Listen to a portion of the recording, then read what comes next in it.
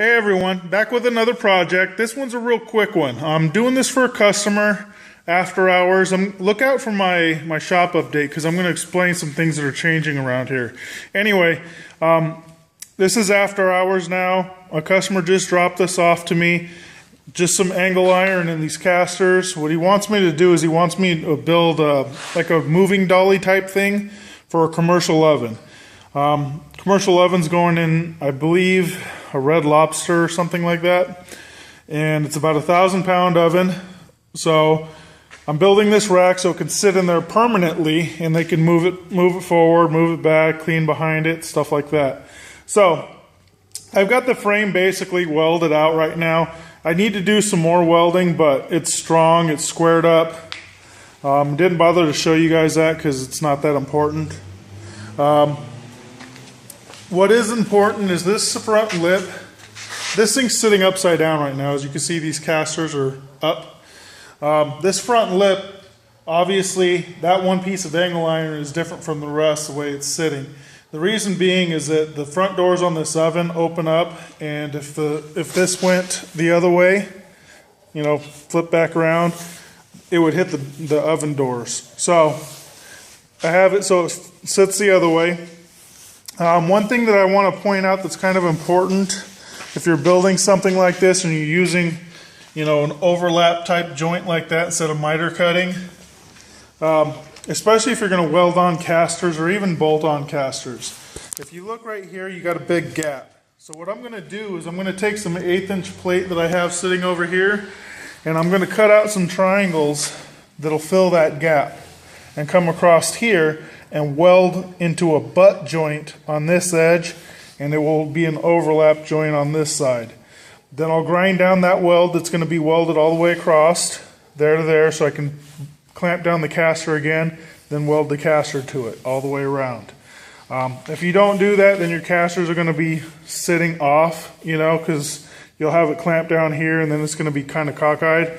And because these swivel like this, what that's going to do is give you kind of like a busted shopping cart thing where the things constantly want to sit in this direction and not pivot around like it should.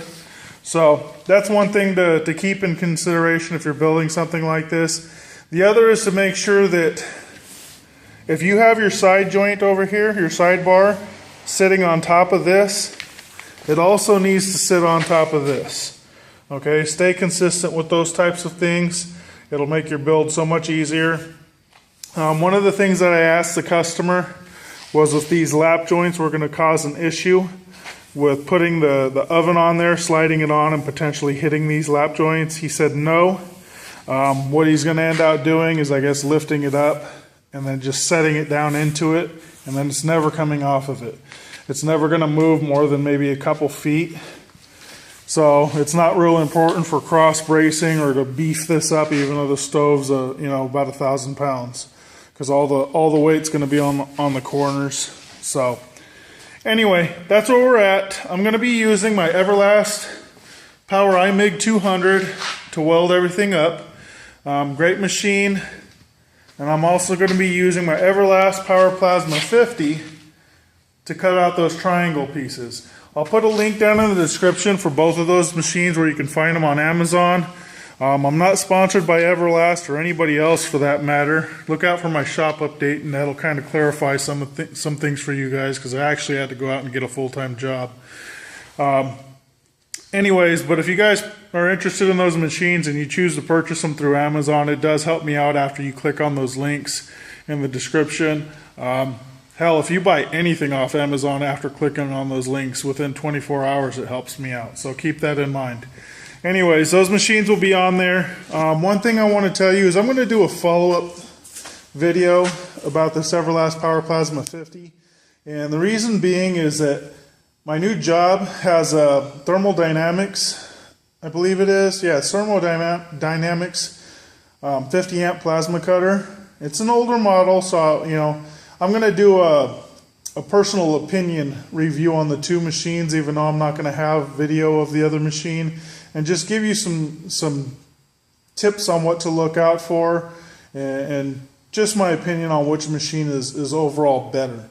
And there's a pretty dramatic price difference between this one and that other machine. This one's significantly cheaper, and in my opinion, just to give you the rundown, I think it's significantly better.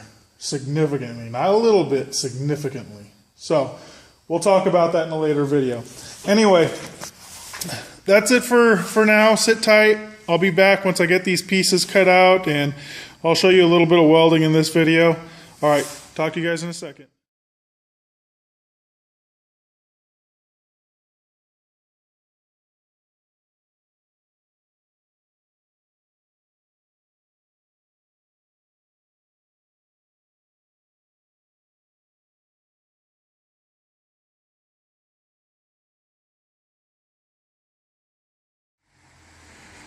Okay, so as you guys saw in the time lapse, I was using my Everlast PowerPlasma 50 to cut all the triangle pieces, and I welded this up. I'm running the Power I-MIG 200, my MIG welder, really high. Okay, you can see the welds are really hot. I'm doing that because of the weight. Kind of made this corner a little bit sloppy on the outside. I don't know if you were able to see it in the time lapse, but I had a drip just because it was just way too hot. I know I'm running it way too hot. That's okay. This is not a big cosmetic thing, but these corners need to be structurally sound. So especially on this butt joint, I really needed that weld to penetrate deep in there. I left about a 1/16 of an inch gap between this and that, between the triangle and the angle iron, so that the weld can penetrate down inside of there. This again was a lap joint, and that's a lap joint. So when I ground this top one smooth, just like I told you guys, now I'm going to take this and I'm going to weld this. Now this is galvanized. Okay, so I want you guys to pay very close attention, because this is probably the most important thing that you could ever learn about welding. Galvanized steel, when you weld it, it is weldable, but it's extremely dangerous. Okay, you should not breathe the smoke. You really should wear a respirator. I'm actually about ready to put my respirator on. I have this 3M respirator. It's a 7503. I'm using 2097 filters. They're P100 filters. This is what I use to weld most of the time in plasma cut when I'm doing a lot of it and it gets really smoky in here. I'm going to be using it when I weld up this galvanized metal. I also have my shop door open. Ideally, if this was during the day, I would drag this outside so that I wouldn't have any of those fumes getting inside my lungs. When you weld galvanized steel, that actually could cause you to get cancer. Okay, it's not something that you should be breathing at all. So try to avoid it by all means necessary. If you can't avoid it, take every precaution to make sure that you are not breathing that metal in. So anyway, with that being said, I'll get this clamped down, and then I'm not gonna weld like all the way around the radiuses. I'm going to put a weld between the two bolt holes here, again between the bolt holes, and then again between the bolt holes. And I'll leave the radiuses just so they're nice and clean. That should be plenty good enough, okay? I'm going to do that after I weld up this other corner and weld up those other two corners. So sit tight, and I'm going to finish welding up the rest of this. I'll show you guys the finished product when it's all done. There's going to be some casters with the brakes. You see them over here? Those will go in the front. I may actually have to notch these out here. Okay, and the reason why is, let's assume that this is one of the casters that has the brakes on it. You see that? It hits that. So I am going to notch that out. I'm going to take the plasma cutter and just cut a little.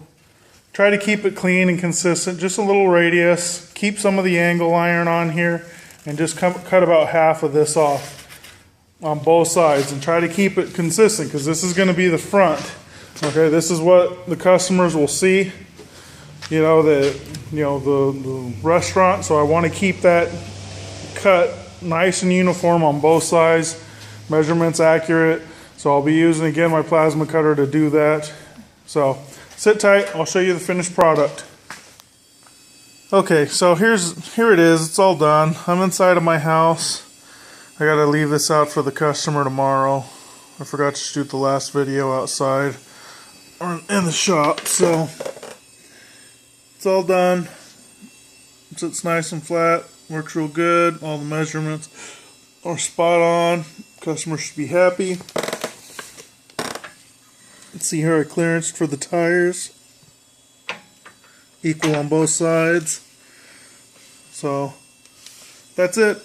Thanks for watching. Like always, subscribe, comment, like, and go check out Alvarez Metalworks on Facebook. The link will be in the description. Go check out my website. That link will be in the description. If you use Twitter and you want to follow me on Twitter, that will be down in the description. But again, first and foremost, if you guys are interested in those machines, check out those links in the description. Even if you just got something to buy on Amazon, just click on one of those links. It doesn't matter. Go buy what you need to buy. It helps me out. It doesn't cost you anything. Helps me out. So, alright. Talk to you guys later.